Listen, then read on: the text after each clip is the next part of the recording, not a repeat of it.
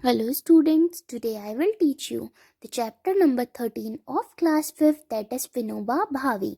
So Vinoba Bhave was born on 11 September 1895 at Gagoda, a small village in Kulaba in Mumbai. So Vinoba Bhave का born 11 September 1895 के अंदर एक मुंबई के अंदर एक विलेज के अंदर हुआ था जिसका नाम था कुलाबा। उसकी मदर उनको विन्य बुलाती थी। विन्य की अर्ली एजुकेशन उनके विलेज में हुई थी। He went to Vadodara at the age of 9 for further studies. Later he went to Varanasi to study Sanskrit. वो उनकी फर्दर स्टडीज़ के लिए वो वडोदरा गए थे। उसके बाद वो उनकी संस्कृत के लिए वो वाराणसी गए थे।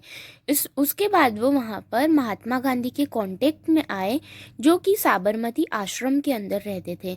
Vinoba, as he was called by Mahatma Gandhi, found the purpose of his life there, और उनको वहाँ जिंदगी जीने का पर्पस मिला। He took part in Jhanda Satyagraha movement and went to jail at Nagpur, और वो झंडा सत्याग्रह मूवमेंट के लिए वो नागपुर के अंदर जेल में गए थे। The poverty and deprivation suffered by Indian farmers are and landless laborers moved him the most, और उन्होंने डिसाइड करा था कि वो वहाँ पर सर्विस के लिए रुकेंगे। उन्होंने क्या करा था, वहाँ के कुछ लोगों को समझा, चीज़ों को समझा, और खुद को वो लोग लैंडलॉर्ड्स बुलाने लग गए। This was not the justice of almighty, it was the man's own doing and only man suffered from it. If landlords को donate some of their land to the landless, अगर लैंडलॉर्ड्स अपना कुछ land donate करेंगे तो वो सब लोग happy हो जाएंगे। विनोबा ने बहुत ज़्यादा ट्रैवल करा।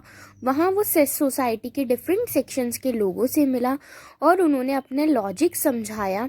बहुत सारे लोग एग्री हुए, बहुत सारे डिसएग्री हुए, but saintly persuasion and motivation work, और मोटिवेशन वर्क करा।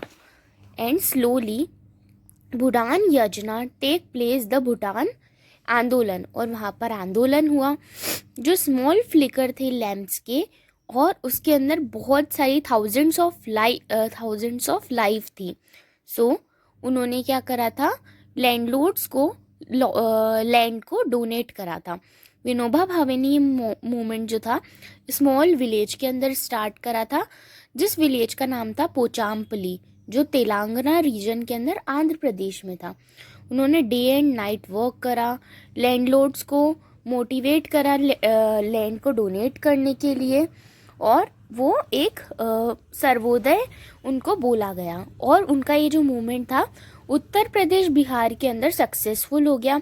मध्य प्रदेश और गुजरात के अंदर उन्होंने इक्वल डिस्ट्रीब्यूशन करा लैंड का, और उसके बाद नेशन के लिए प्रोस्पेरिटी लाए, और उनको वननेस की फीलिंग आई, इट मीन्स एकता की feeling I.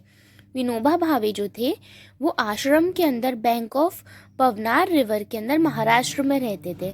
He served the old and lonely in the old age home and ashram. He himself helped in feeding and nursing them, और उन्होंने उनको feed on and also arranging their beds. He lived an ascetic of olden days. He breathed his last on 14 November 1982. उन्होंने अपनी आखिरी सांस 14 नवंबर 1982 के अंदर ली, जब रिपब्लिक डे का ओकेजन था।